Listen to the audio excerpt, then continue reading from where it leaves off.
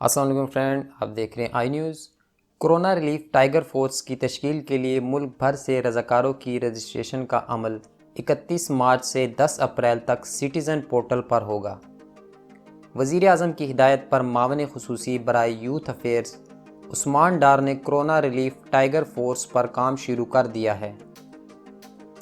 عثمان ڈار کا کہنا تھا کہ ٹائیگر فورس مکمل لاک ڈاؤن یا کرفیو کی صورت میں کام کرے گی، جبکہ نوجوان ہنگامی حالات میں گھروں تک راشن سپلائی اور فوڈ چین بحال رکھیں گے۔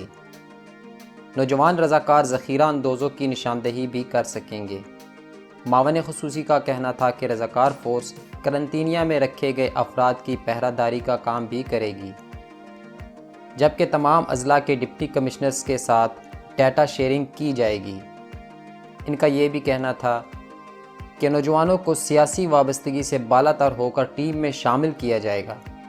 عثمان ڈار کا مزید کہنا تھا کہ پاکستانی نوجوانوں نے سیلاب اور زلزلے کے دوران بہترین جذبے کا مظاہرہ کیا، اس لیے امید ہے کہ ضرورت پڑنے پر کورونا کے خلاف جنگ میں بھی بہترین کردار ادا کریں گے۔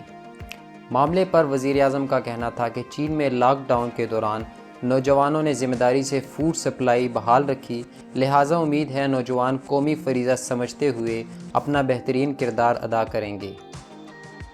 دوستو، گورنمنٹ آف پاکستان 31 مارچ سے کرونا ریلیف ٹائیگر فورس کی رجسٹریشن کا عمل شروع کر رہی ہے، اور یہ رجسٹریشن سٹیزن پورٹل کے تھرو ہوگی، آن لائن رجسٹریشن ہوگی۔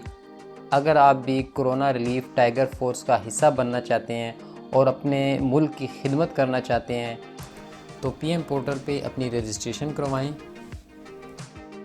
کرونا ریلیف ٹائیگر فورس میں رجسٹریشن کا مکمل طریقہ ہم آپ کو اپنے دوسرے چینل آئی اسٹوڈیو پہ بتائیں گے، جس کا لنک میں نے نیچے ڈسکرپشن میں دے دیا ہے۔ آپ اس چینل پہ جائیں آئی اسٹوڈیو پہ اور اسے سبسکرائب کریں، تاکہ جیسے ہی رجسٹریشن کا عمل شروع ہوتا ہے ہم آپ کو پوری تفصیل سے رجسٹریشن کا طریقہ کار بتائیں گے۔